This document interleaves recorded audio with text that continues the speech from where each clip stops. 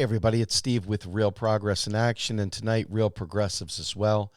For those of you all who have followed us for some time, you know that our focus is hyper-focus on enabling the progressive agenda and understanding the economics that drives that agenda to be. We're at a different place right now. We're at a place of national disaster, a national emergency, something that in my almost 51 years, I've never experienced. I suspect none of you all have experienced, at least in the United States. And those of you who are immigrants to this great nation or people who are watching from other countries around the world who have been through war and other such things, I'm sure you've experienced something like this.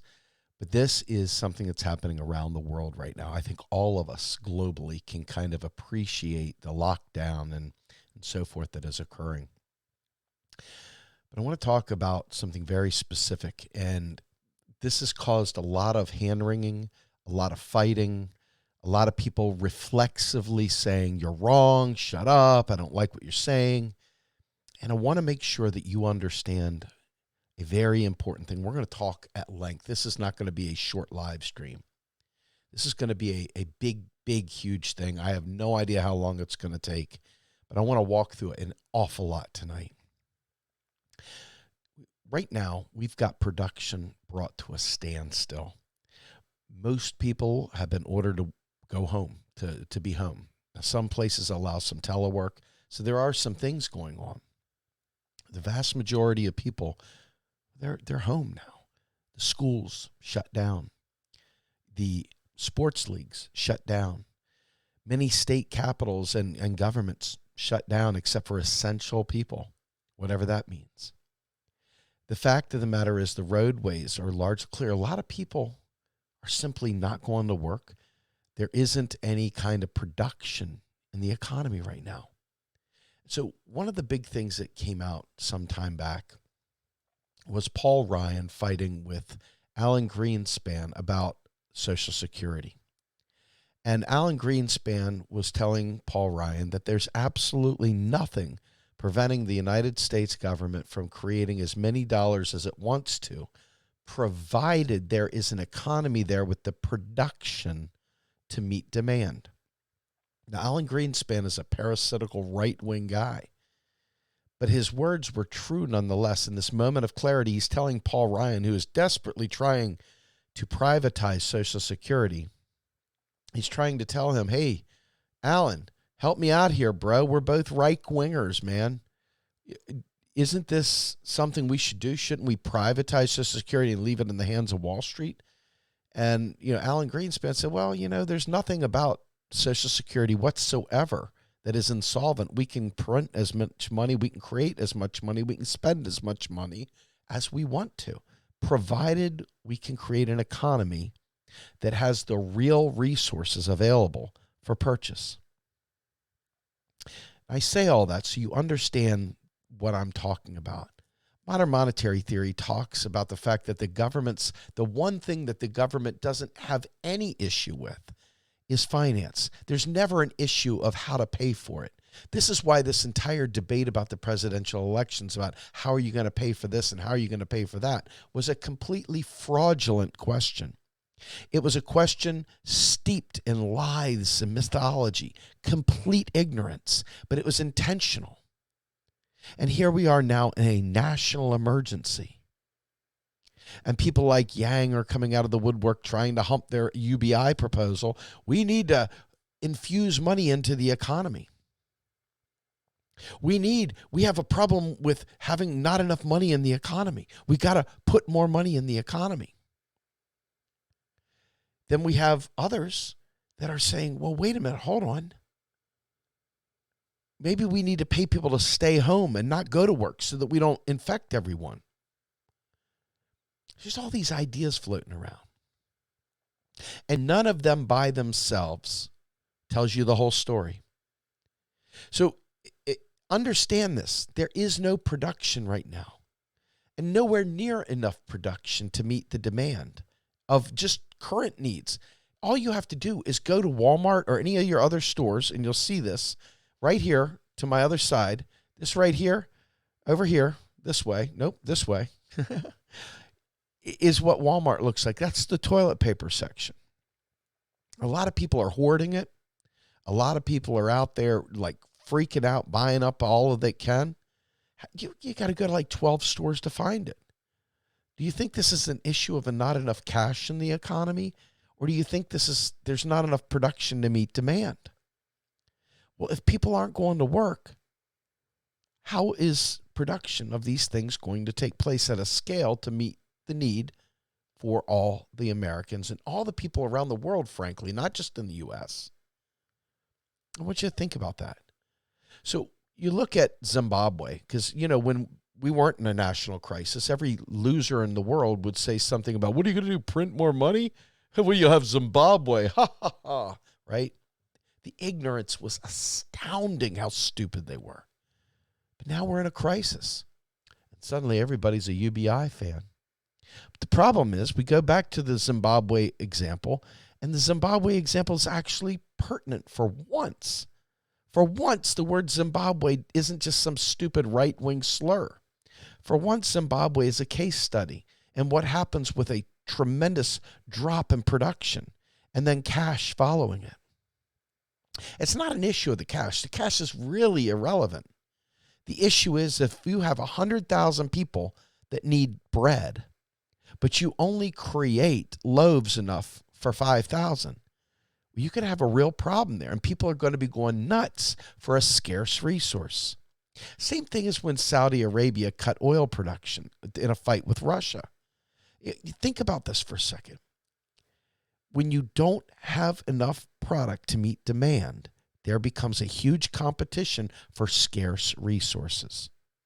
And if everybody suddenly has an infusion of cash, without price controls, without some sort of an anti-gouging law passed, without rationing of some sort, the price will just go sky high to the highest bidder.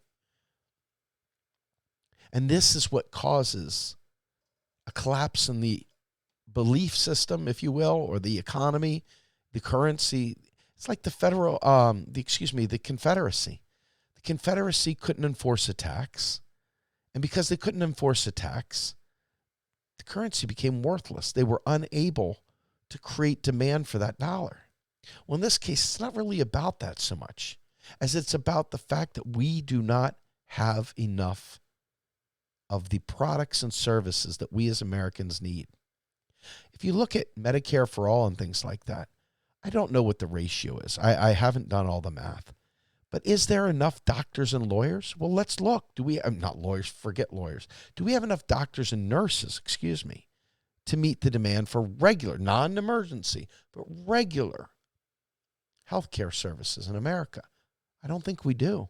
I think we've purposely rationed out how many people can become doctors in this country, and then we don't have enough. Now we're in the middle of a crisis, and we realize we weren't staffed to handle this. We didn't have the real resources available. And look at the production of the vaccines. Other countries are marshaling that. South Korea, easily, 250,000 right away. We're still down in the low number. We're nowhere near the amount of production required to get this out to the people. Why is that? So what do you think if you don't have enough production in the economy? What do you think infusing all this money into the economy is going to do for it? Now, mind you, anything that is purchasable is for sale in U.S. dollars. The United States government can acquire, and it can give for free to its citizens, in case you didn't know that. You want to call this an emergency? Don't push people out to the private markets to try and fend for themselves with giving them a stipend to try to fight. We're being told, hey, guys, if you show up to Walmart at 3 a.m., maybe 3:30, that's when the truck comes in and you might be able to get your toilet paper. No joke. That's not a cash problem. Do you understand what I'm saying? Yes, there are many people that are out of work. But you know what the United States government could do right away? It could have passed a federal job guarantee, and we could be doing care work right now to help each other out and mobilize in this very, very dark time. But we didn't do that. Why? I want you to think about it. We didn't do that. Why? People were worried about a UBI because they're like, automation's going to take care of us. Well, does it look like automation's taking care of us now?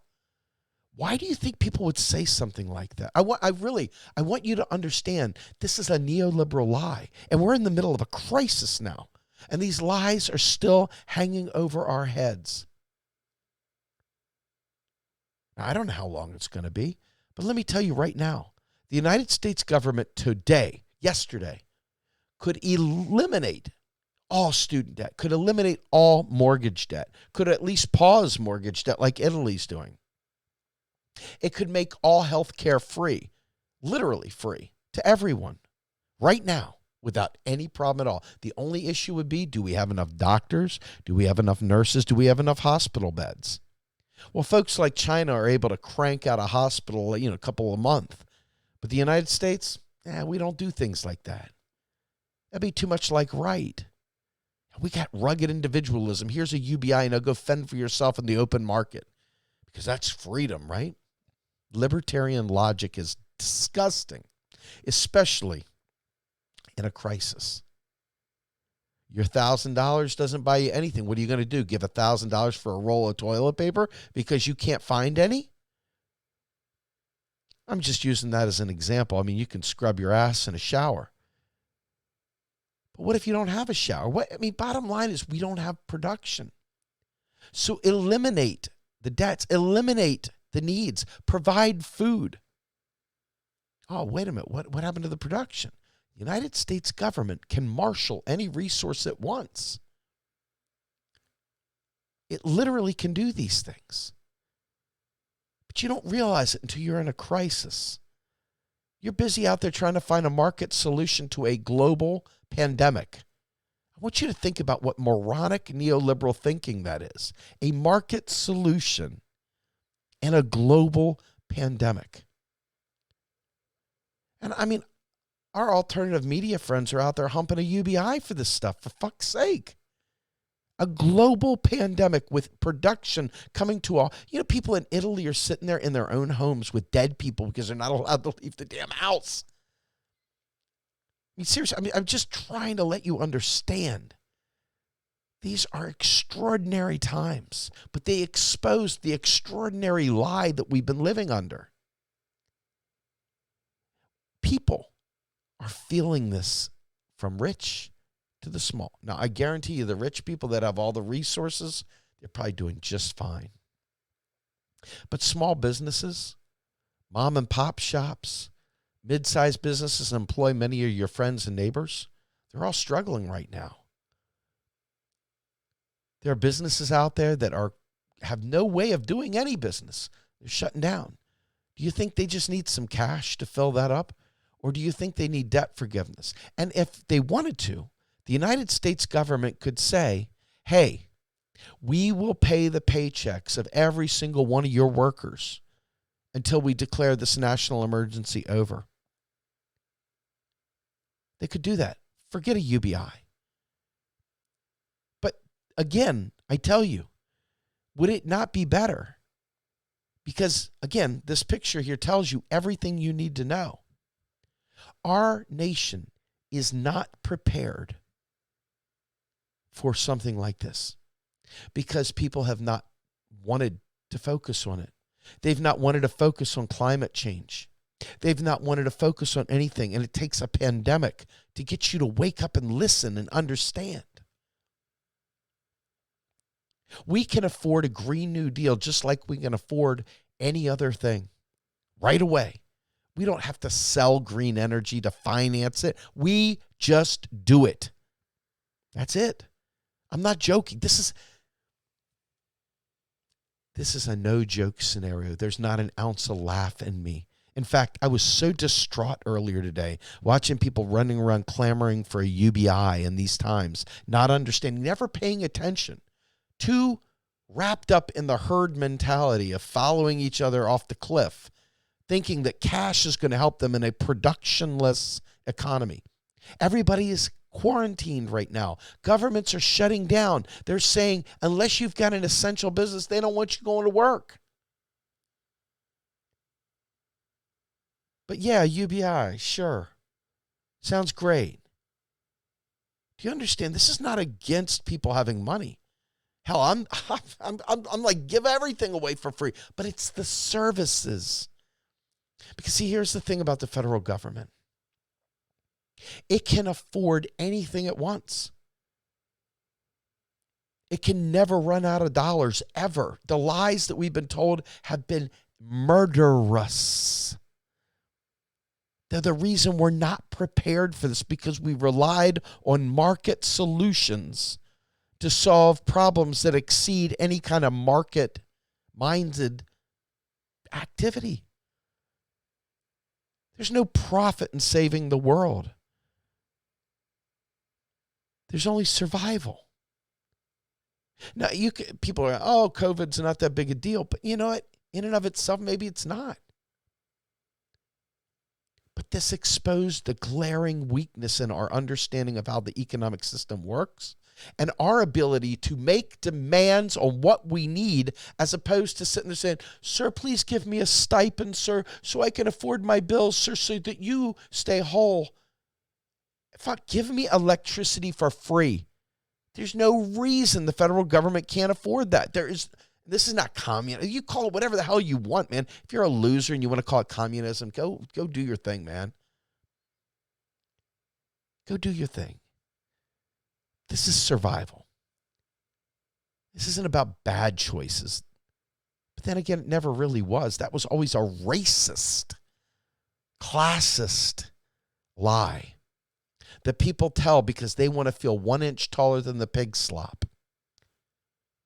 Just one business decision away from being a millionaire. You know what I'm saying? This is the time where we realize that our government creates pieces of paper every time it spends. They're not going to raise taxes to pay for this, folks. In fact, they're going to need to cut taxes so that we can have money in our pockets, so that once the economy does come back around, that we're not in a deep, deep depression. See, I've said forever, and a lot of really bad people and some confused people didn't understand. A lot more bad people than confused people, though. A lot of people that just like having 1 inch more than anybody else, $1 more, £1 more, one more toy. Greedy, selfish, self-centered bastards. But the fact is, we can do anything we want. There is no real constraints other than the real resources, which this picture shows you exactly what I'm talking about. We have allowed the few to hoard while the many sit there and beg at the table. But the reality is the United States government is the creator of the dollar. And the only reason why the rich are rich is because the United States government has allowed it. And the only reason why we're poor is because the United States government has allowed it. The only reason why life is as tough as it is because the United States government allowed it. Neoliberalism seeks to make us all suffer so that we will take whatever the masters of the universe decide we should have to keep us desperate and begging at all times. This is not hyperbole. As you watch the federal government find a way to miraculously come up with money out of thin air to come up with all the vaccines and to take care of all these other things, you're going to realize, if you have a brain and if you're listening, you will realize that the United States government creates money every time it spends. It doesn't just print more money. Taxes delete that money. So when Donald Trump talks about giving a payroll tax holiday, unfortunately, partisan politics makes people go, oh my God. But there's your basic income, right? There's your net infusion back into the economy. Now, I'm not telling you I like Donald Trump, and I think there's a lot of better ways to do it, but that's certainly not the thing to be worried about, right? The real issue is, once again, why are we worried about carrying this debt? Why don't we enter into a debt jubilee? Why don't we clear the balance sheets and start over? I mean, where is this gazillions and trillions of dollars going anyway? Why in the world are we allowing people to suffer with nooses around their neck in an economy made to keep us completely and utterly destitute? This crisis is exposing the fake bullshit that goes into that. And if you look at how we mobilized in World War II, you realize we did it then too. And we can do it again now. It has nothing to do with taxes. God, I wish you could get this through your head. I wish that light bulb moment could happen for you. I mean, you could choose to have that light bulb moment, but if it doesn't hit, you'll go back to talking nonsense about taxpayer dollars and other stupid shit. You just won't be able to help yourself. You'll go off with the herd and start talking about taxpayer dollars again. Or you won't. Or you'll let this horrible national crisis, this global crisis, change you finally so that you understand that taxes literally do not pay for spending. We need taxes. Taxes are a requirement to drive the need for the currency. But in an economy where the government is literally providing you the service, they're not making it a pass-through like the ACA. There's no ACA of national healthcare emergencies in this case.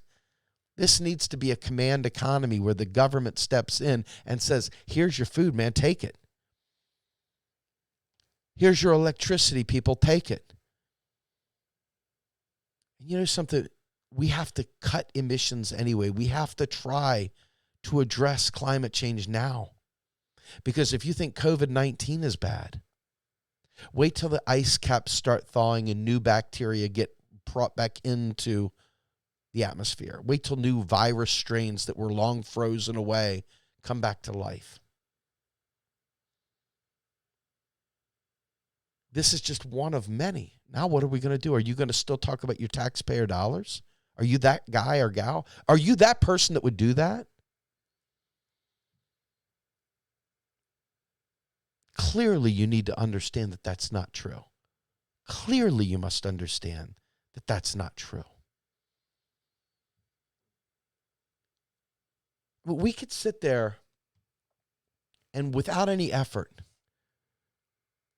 realize that when Trump put $750 billion in new spending into the military without raising taxes, that there was no way in hell taxes were paying for that.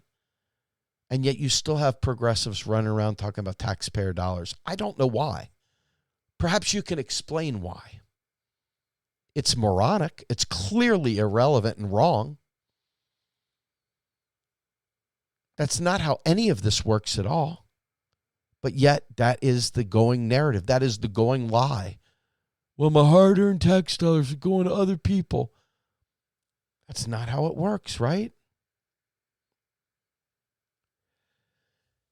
You know, you look at the roadways and you think about trucks going back and forth, and you think about trains going and planes going, and, you know, they've tried to shut down travel, period. They don't want to give this virus any more life than it needs before they find a way to cure it. I mean, we know for a fact that many places are shutting things down to the end of March. That's 2.5, 3 weeks. You know, some places are saying they're not reopening until tax day, like April 15th. Some people are saying it's even longer than that. I'm here to tell you we don't know how long it'll be, and it doesn't really matter. We know that we need to purge the debts because they're really irrelevant at this point.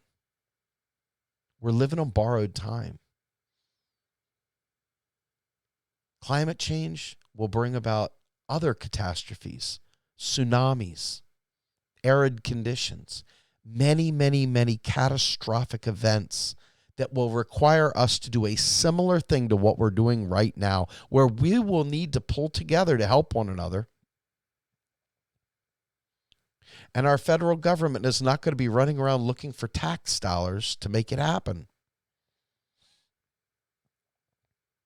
Do you think people will understand it now, or do you think it's going to require another cataclysmic event for people to finally understand that literally taxes don't pay for spending at the federal level? They're just used to drive the currency. They don't actually ever get reused. The tax dollar never gets reused. It was spent into existence as a tax credit, and it was deleted from existence as a tax received. And that's the way it works. So we got to get rid of the taxes fund spending narrative immediately so that we can survive. It's obvious. You have to literally not want to get this to even have a question about what I'm saying. To even think what I'm saying there's a debate going on here means you're not in touch with reality. You're not thinking. You're deluded. And this is so important. This has never been more important than it was even prior to this with the Green New Deal. Because the Green New Deal is not a policy set. It's really about restructuring society to deal with the new disasters coming our way. To prepare us to be in advance. We don't want to be reliant on insurance companies. Insurance companies can't handle these kinds of natural disasters. It's just not in the cards. Sovereign national governments that are currency issuing in nature have the ability to marshal the real resources. They don't require donations either. We need to be right now stepping in and making all the water pipes absolutely correct and make that water correct in Detroit. We need to make the area sanitary and make it so that people are not getting sick and that they are able to stay healthy. There's no reason we can't do it. And it doesn't require taxes to do it. It requires political will. It requires us being humans. Now that we're in this crisis, to have that moment, aha moment, and look at Puerto Rico and wonder why the hell we sent venture capitalists in there to carve it up instead of just sending our federal resources down there to rebuild it. We should have had universal health care long ago. And if you don't see that now, nothing will make you better. You are really in danger to society if you don't get this. You realize if somebody doesn't go to the doctor because they can't afford it, they are now patient zero to all of us. Be selfish in this regard and make sure everyone has full access to health care. Why in the world would anyone fight against this? When I saw the unions out in Vegas, now thank you God they worked out and supported Bernie, etc., but when you look what happened out there in Vegas, those unions worrying about their health care that they had bargained for, and they were willing to keep that and make other people suffer. How disgusting. But see, more to the point though, why in the world are we waiting for employers to cover our health care? Why is that a part of their business model? Why is that not part of our national government's ability to take care of the general welfare? Not welfare, but the general welfare. All of our welfare is dependent upon access, not just access, but free healthcare as a right. A dumb society doesn't help us. We need education as a right. Why should people be forced to fight for shelter when we can provide shelter as a right? Why shouldn't we be producing food to take care of people as a right? What should happen right now? We got no choice.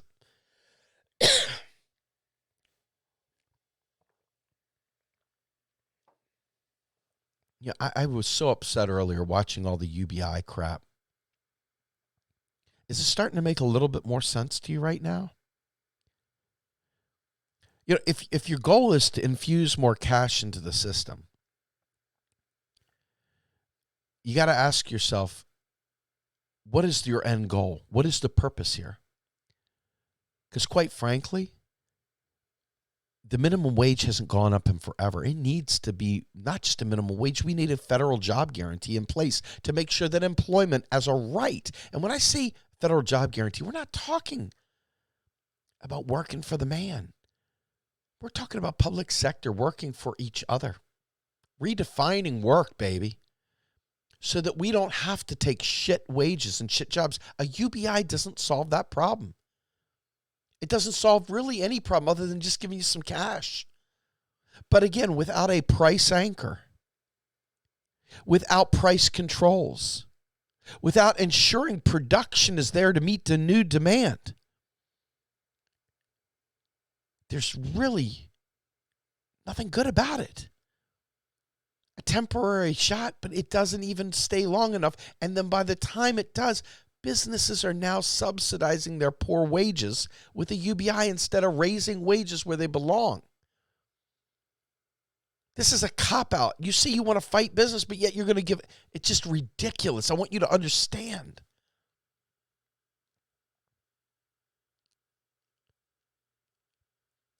You know, Ron Paul, many, many moons ago, crazy Ron Paul, talked about putting the poor helped out when the Galveston issues, when all this crisis in Galveston came, the poor came out and helped. Well, what he didn't say was they were helping by gunpoint, picking up the dead. We don't need to have that. We can literally have a voluntary federal job guarantee program. And if we had it right now, we wouldn't be worrying. But again, without production there to meet demand, we're in deep, deep trouble. That's where the trouble lies. You know, Weimar Germany, another famous one where people try and say it in a nice way. It's very difficult because I get so tired of repeating myself. But in Weimar Germany, there wasn't an issue of printing money. They had lost their productive capabilities, and they had debt denominated in thing that wasn't their currency. French francs.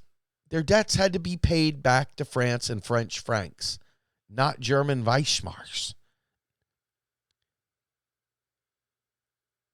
And then their productive center shut itself down in an effort to try and do a general strike kind of thing.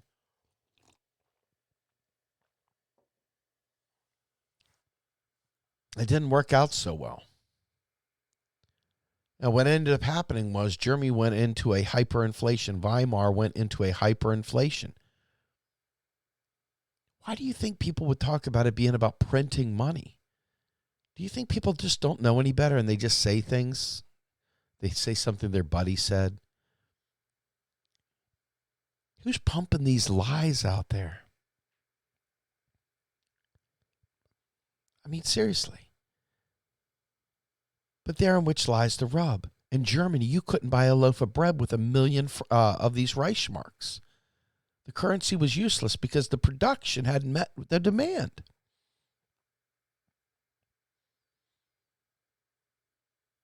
What do you think about this? I mean, I want you to ask yourself deep questions. I want you to ask yourself, here we are in crisis. Do you still believe that printing money is causing hyperinflation? Or do you now understand it's these empty shelves, it's a lack of production to meet demand? And there's many other factors like political corruption and a lack of a stable government and a lack of a stable economy. We're in the middle of a lack of a stable economy right now. And we have zero production. Well, not zero, but very limited. People are strapped with huge amounts of debt. Instead of making people, here's a payment, a UBI, or here's a basic income payment, now go pay your bills with it. Why the hell doesn't the government use its power and just say, those debts are canceled, or we'll pay it directly? Because see, what happens is when those prices go up, somebody's got to cover that, and they will go up. Healthcare costs will go up in different ways when there's a scarcity. When there's a scarcity around any of these things. Scarcity always breeds higher prices because there's competition for them, and that drives the price up. So who better to handle a price fluctuation than the currency issuing federal government, who is the price setter by nature? We can't handle the ebbs and flows of the business cycle on our own. We are not currency issuers. And even with a UBI, I mean, it would have to be such a massive UBI on one hand. And number two, the production would need to meet it. And it's not. And this should shoot a bullet, a lethal silver bullet through the heart of the liars who talk about automation displacing all workers. It's a shameful lie. And we see it in spades right now. We're at a difficult place. I don't know what more to say about that. It seems like we have an opportunity right here. We have an opportunity. We're in the middle of an election cycle. You have to ask yourself, which candidate do you think has the most robust spending plan that's fit with your new knowledge, the knowledge you just picked up tonight that you didn't realize the government can create money out of thin air and does every time it spends? Is there a candidate with a bold vision? If there is, think about it. Why would anyone support someone that didn't have a bold vision, especially now that we're in the midst of a crisis like this? Who in the right mind would support an austerity candidate, a candidate that doesn't spend on the people, who puts business first? Think about this for a minute. Think about it. Is there a candidate out there? Is there anyone out there that's got bold policy prescriptions that can meet the needs of a disaster like what we're living, a national pandemic?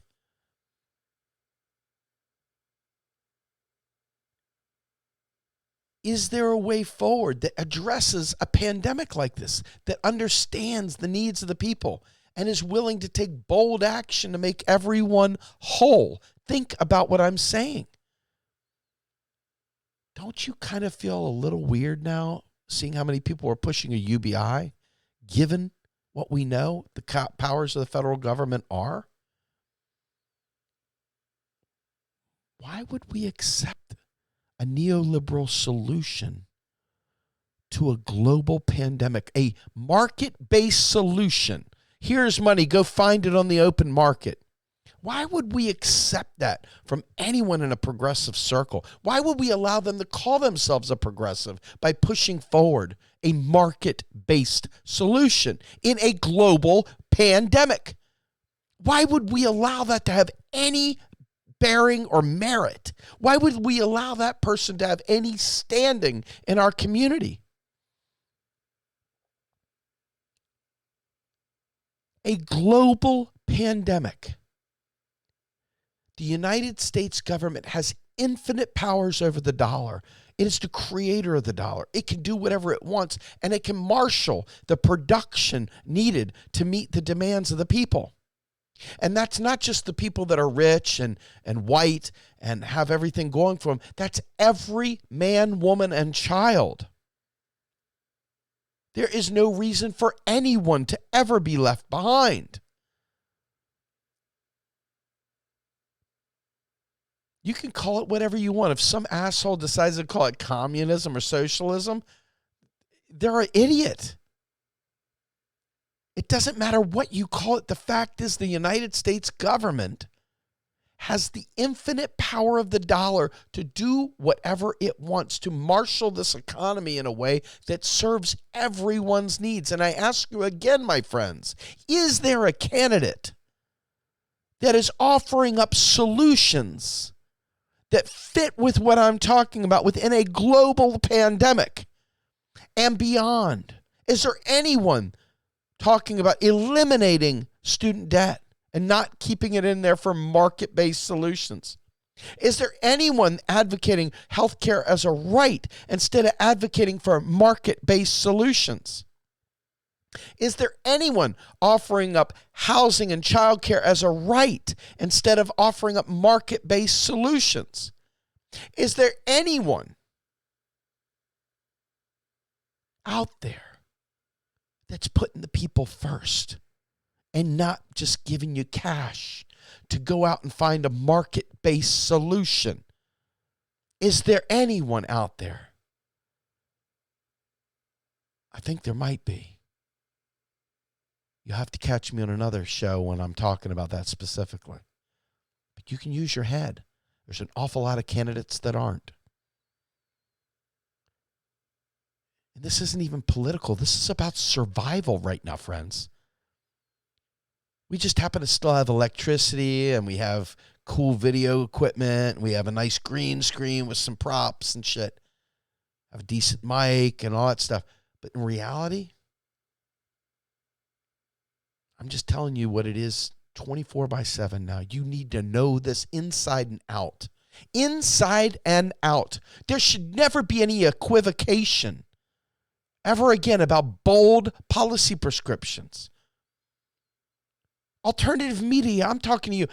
I'm going to have a one-on-many conversation quickly with my friends in alternative media. You should know by now that the United States government can provide for all of our needs. You should know by now that taxes literally don't fund spending, and you shouldn't say it on your shows anymore.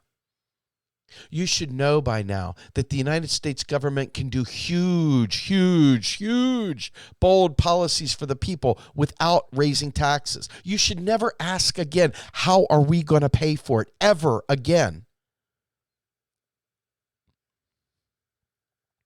And candidates that don't support the message I'm talking about are literally not worth your time supporting, because they are putting a gun to all of our heads. This is not political at all. I'm telling you literally, the way the system works, the way all fiat systems work, you're never going to run out of cash. You can never run out of cash. You can never run out of inches, pounds. And the United States dollar is simply an inch or a pound. It's a unit of measure, and it can never run out of them. It's public money. It's not private banksters and all the other bullshit. They just happen to have free license because that's what neoliberals do. When this pandemic is over and we're sitting there thinking we got it going on, don't go back to sleep. Remember what I'm talking to you about. This is the progressive agenda. This is the proof in the pudding. This is exactly what you claim to have wanted and what you are fighting for. And now you have proof that you could do it, that it's not pie in the sky. You imagine Hillary Clinton and others from yesteryear talking about this stuff being pie in the sky? You imagine bad people say, well, you just want free stuff? Imagine awful people saying that. Now that we know that's bullshit. I mean, you know it in spades, it's bullshit. What are you going to do with that knowledge? Are you going to take action? Are you going to act as if? Are you going to start a revolution? Are you going to make good on the political revolution? Is it going to be not me, us? Are you going to make something happen? When you put your fist in the air, does it matter? Do you mean it? Are we in solidarity? Or are you going to go back to sleep and thinking it's taxpayer dollars and only taxpayers are good and other people are making bad decisions? What's it going to be? It should get off the pot time, because it's real now. A global pandemic is forcing you into a place of making a new reality. You're having to recognize the world for what it is. No more taxpayer dollars. Those that say it, you could spot them. It's like a big neon sign. I don't understand what the fuck's going on. Neon light. Boo, boo, boo.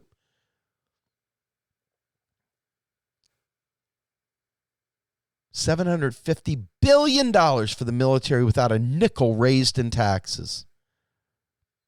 Now we got a global pandemic, and you will not see a nickel raised in taxes. In fact, you'll hear them talk about eliminating taxes and still doing this stuff. And before you say something about the stupid national debt, all the national debt is the United States dollars that have not been taxed. They're sitting out there in the economy. You get rid of the national debt, you get rid of all the dollars in the economy. That's it. Dollars are credits. Dollars are not debt in the sense of what you think they are. They're just the other side of the ledger. Since the government printed a liability and put it out there, when it comes back, it clears the liability. That's it.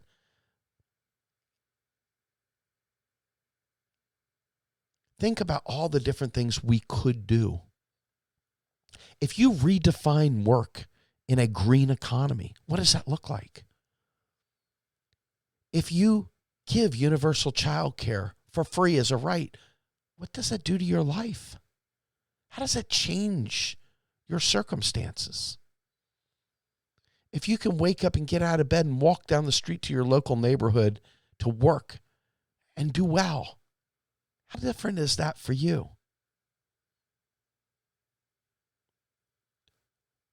What if we started caring about community again?